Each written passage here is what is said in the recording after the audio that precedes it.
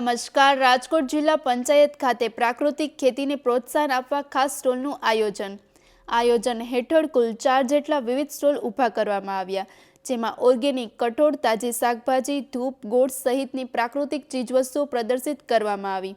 લોકોની તંદુરસ્તી સારી રહે અને આધુનિક લાઇફસ્ટાઇલમાંથી ઓર્ગેનિક જીવનશૈલી તરફ લોકો આગળ વધે તે હેતુથી આ પહેલ કરવામાં આવી। આયોજનને લોકોનો સારો પ્રતિસાદ મળી રહ્યો। વધુ સમાચાર માટે જોડાયેલા રહો આરપી ગુજરાત ન્યૂઝ રાજકોટ।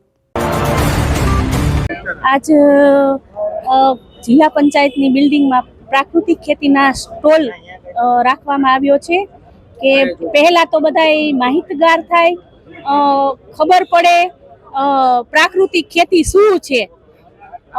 आजे मैं आज आ शाकभाजी एमां टमेटानो मैं टेस्ट कर्यो ने तो मने आजे 10-15 वर्ष पहलानो टेस्ट मने याद आव्यो के आजे આપણે જે ખાઈ છે એ બધું તો કે રાસાયણિક ખાતર પછી ઝેરયુક્ત જે ખેત પેદાશો ઉત્પન્ન થાય છે, પણ આજે આ પ્રાકૃતિક ખેતી દ્વારા, ગાય આધારિત ખેતી દ્વારા જે જીવામૃત, બીજામૃત આ બધાનો ઉપયોગ કરી અને આ ઓર્ગેનિક જ્યારે મેં એનો સ્વાદ ચાખ્યો ને તો મને ઘણો જ ડિફરન્ટ લાગ્યો અને બહુ સરસ શાકભાજીનો સ્વાદ આવ્યો।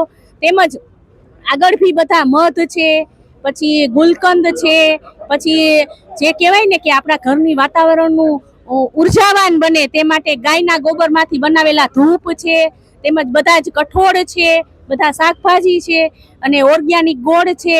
તો કે આ બધું જ કે એક સમય એવો આવશે કે આપણે પ્રાકૃતિક ખેતી તરફ ફરજિયાત વળવું પડશે, કારણ કે ભયંકર બીમારી, કેન્સર જેવી બીમારી આવી રહી છે અને જો આપણે આપણું હેલ્થ સારું રાખવું હોય, આપણું શરીર જો મજબૂત ને સુદૃઢ રાખવું હોય તો આપણે પ્રાકૃતિક ખેતી તરફ વળવું જ પડશે બધાને અને આનો ઉપયોગ વધુમાં વધુ થાય અને બધા ખેડૂતો પ્રાકૃતિક ખેતી તરફ વળે એવી હું બધાને અપીલ કરું છું।